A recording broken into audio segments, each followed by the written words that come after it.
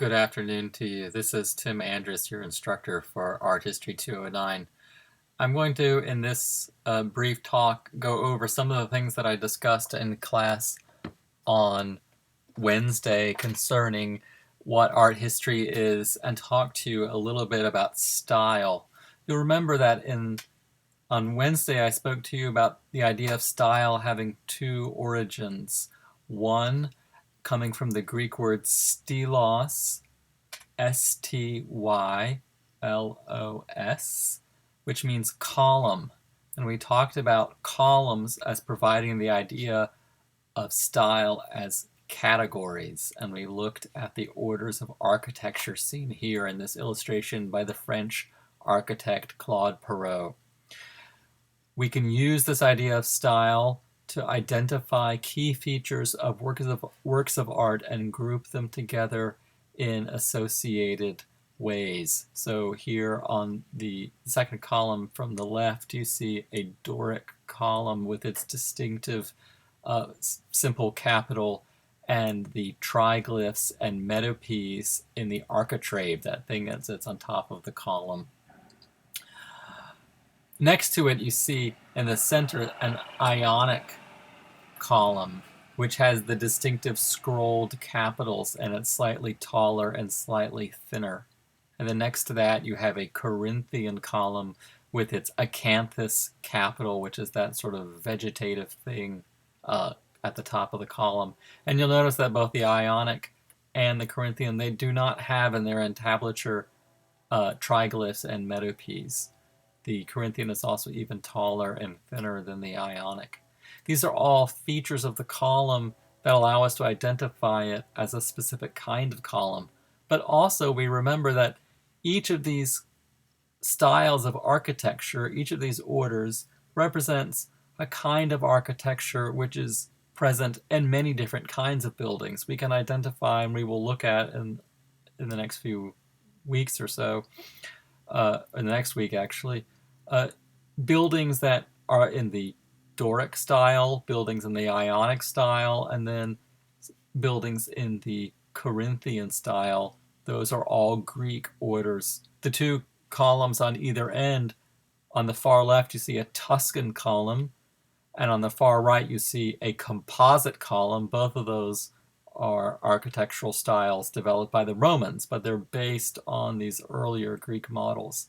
But anyway, the idea is that we can use style in whatever sense we use it, not just in architecture, but in painting or sculpture or pottery. We can say that there are certain hallmarks that allow us to group these works of art together because they are similar. On the other hand, we also look at style from a different standpoint, which is from the Latin word stylus, S-T-Y-L-U-S. And this comes from the Latin word for pen. And from this, we get the idea of handwriting. And from that, we think about works of art, the style of works of art, as representing individual expression. And I show you here the painter Jackson Pollock slinging paint around. He would lay his canvases on the floor and then paint on them.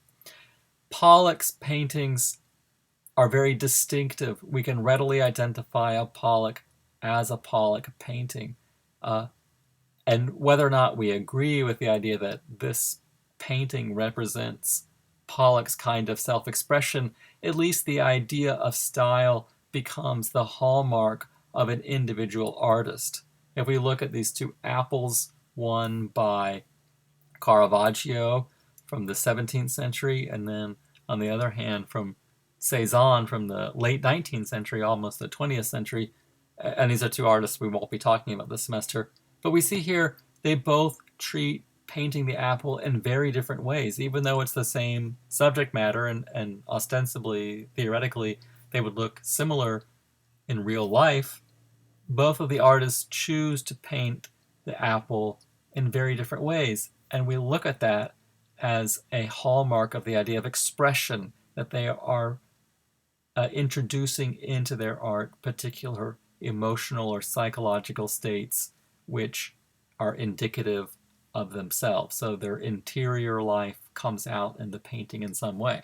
So we can use these two ideas, though, in a way, on a cultural scale, we can say, well, there are certain kinds of artworks that are, say, Greek or Roman or Egyptian or Persian or prehistoric. And all of those have certain stylistic hallmarks which allow us to group them together. All of these things, all of these features, whatever they may be, X, Y, and Z, make a work of art Greek, while features A, B, and C make it Etruscan or Persian or Roman or something like that. Furthermore, we can then say that those features also tell us something about the culture that we are looking at, that they express values or ideas or attitudes unique to those cultures. So that's the idea of style. And it has this double origin. One, the idea of category coming from the Greek word stylos, and also the idea of expression coming from the Latin word stylus. So the other idea that I wanted to discuss, though, is iconography. And when iconography comes from another Greek word, icon, which means image, and graphe, which means writing, and literally what it means is image writing. But what iconography really is used in art history to designate is symbolism in the painting. And I show you here two examples of paintings with the same subject matter, not unlike what we were just looking at a moment ago. We see here Simone Martini's Annunciation and another Annunciation by the artist Fra Angelico. Both of these designate the story in the New Testament of the Bible where the angel Gabriel appears to the Virgin Mary and tells her that she will bear a son, Jesus. And of course, Mary says, "Who am I that God should visit me in this way?" And she is a little bit surprised, as you can see in the Simone Martini painting, whereas in the Fra Angelico painting, she has a much more posture of acceptance of this great honor that God is bestowing on her. The point is, though, is that within these subject matters, even though the painters treat them in very different styles, right? We can see that they look different. The Simone Martini painting is flat. He uses a gold background. There's this ornate architectural setting. There's this thing at the top of the painting that we can't really understand. It's actually the Holy Spirit, angels accompanying accompanying the Holy Spirit in the form of a dove as he descends upon Mary and conceives the Christ child within her. You also can't see, but actually coming out of the angel's mouth in the center of the painting are words. They're actually text written inside of the painting. These are all things that are not present in the Fra Angelico painting at the bottom. There's a much more convincing use of three-dimensional space using the concept of what we call linear perspective. The rendering of the drapery, then the garments, the folds are also much more three-dimensional and convincing. There's this real space that these figures sit in, and we can see that space is actually also a garden inside, attached to what appears to be a house or a monastery. There's a little fence in the background. These are all details that give it a kind of specificity that are not present in Martini's painting. But when we think of these as stylistic differences, so the Martini painting of the Annunciation is flat and really even stylized, whereas the Fra Angelico is much more naturalistic and convincing with its deep space. But despite these differences, the subject matter is the same. The angel in both paintings appears on the left. He addresses the Virgin Mary on the right.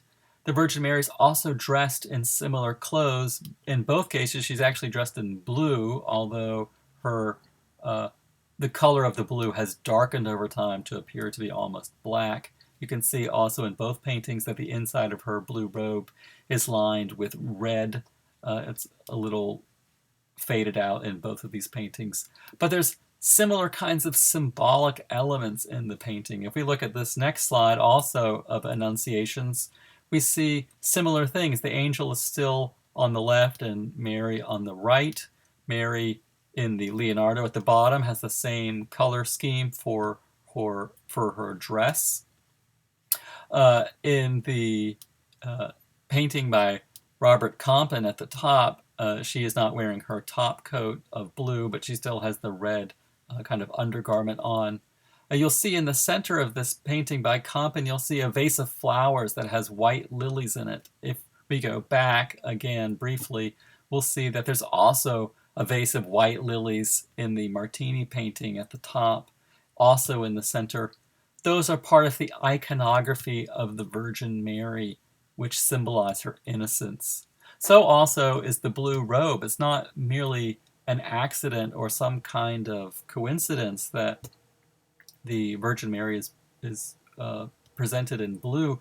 Blue pigment was very expensive in the Middle Ages and early Renaissance. It came actually from what is today Afghanistan, and it was called ultramarine, which is a color we still call it sometimes.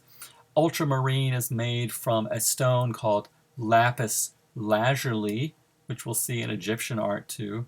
It's a very rare stone, and because of that, it was more expensive than gold. By using this very expensive pigment, which is worth more than its weight in gold, to paint the Virgin Mary's color was a way of honoring her. She has an elevated status in Christian art because of her designation as being the Mother of God. And so the painters honor her by presenting her in these very costly blue colors. So that's part of her iconography.